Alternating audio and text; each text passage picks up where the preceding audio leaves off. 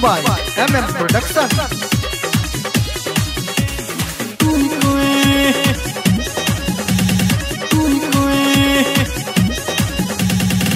चल दहेज में कोच रहो सुतते आबैया देह में मोच रहो। चल दहेज में कोच रहो सुतते आबैया देह में मोच रहो। मुँह लगा के तहन मारी हम चोट चोटे पर हिला लगा ससुर जी के कोच। ससुर जी के दिल का कुछ कर कोई नहीं ले देना लगा एलैया बिहार कर कोई नहीं ले देना लगा एलैया बिहार कर कोई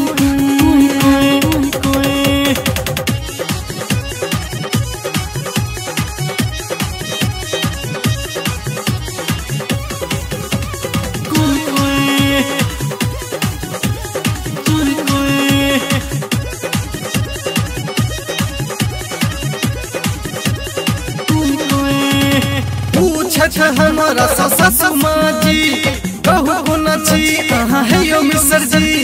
हम तो नहीं लाजे किछो बजे छी दहेज किया ले लो देखो नहीं छी कनियो जो ले छी हम करोड़ गाबैया गीत केहन आई कोच।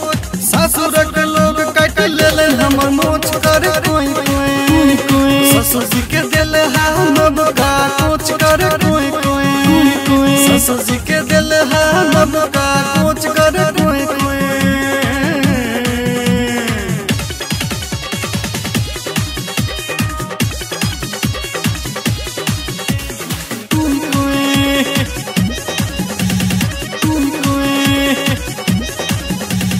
अपन करनी पर माथा धुनै छी घायल मोर रखने छी।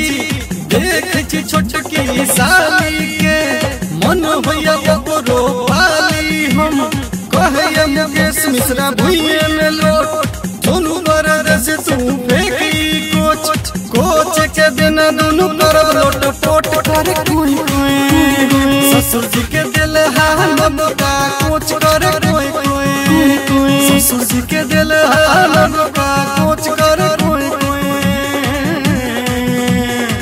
चल दहेज में कोच रहो सुतते आबैया देह में मोच रहो।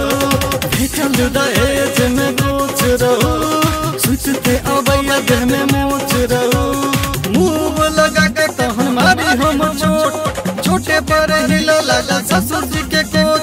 ससुर जी के दिल हम का कुछ कर कोई नहीं ले देना लगा एलैया बिहार कर कोई नहीं ले देना लगा एलैया बिहार कर